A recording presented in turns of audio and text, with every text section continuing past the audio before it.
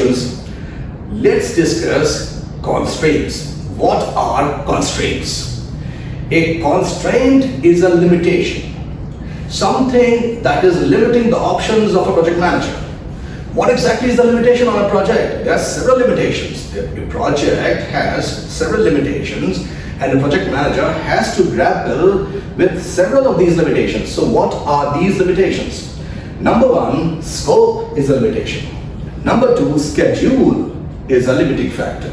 Number three, cost. Number four, quality. Number five, risk. Number six, customer satisfaction is also a limiting factor. So why are these limitations or limiting factors? Why? Understand it like this. So let me write here first. Constraints. They are also documented in the assumption log.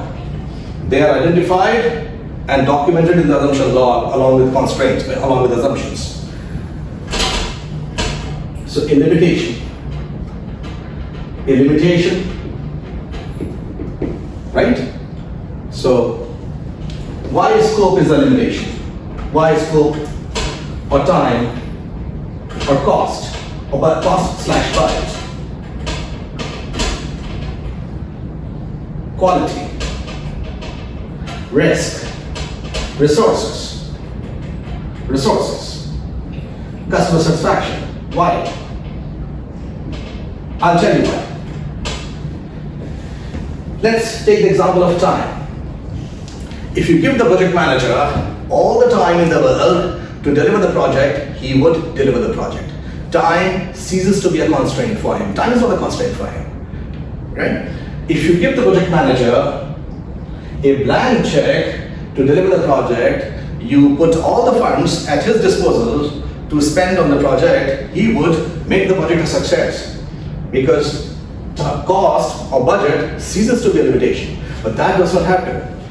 A project manager has to grapple with all these constraints. He has to work to balance them, because if one of these is affected, let's say you increase the scope, then you need to understand the impact on time. Time might increase. Let's say you decide to pull out some resources from the project, resources minus, then you need to think about how it might affect the quality, because quality might also go minus, or how it might affect the scope of the project, scope delivery. So it's important to understand that you have to balance these constraints, and you have to balance them very well to achieve the outcomes that the customer wants.